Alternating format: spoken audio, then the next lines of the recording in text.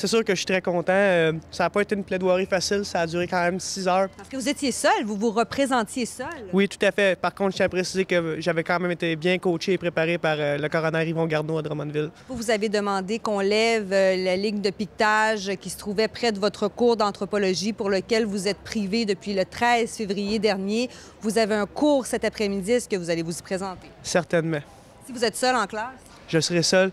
L'important, ce qu'il faut comprendre ici, c'est que c'est pas le droit d'un individu qui l'emporte sur un droit collectif. Les droits dans notre société ne se combattent pas. Les droits vivent en symbiose. Moi, je n'empêche aucun manifestant d'aller dans la rue se faire entendre et essayer de changer le rapport de force avec le gouvernement. Par contre, ces individus-là, en groupe, ne sont pas plus puissants parce qu'ils sont en groupe de me brimer dans mes droits au nom d'une cause sociale. Donc, il ne faut pas essayer de me faire passer pour un individualiste et un bébé gâté.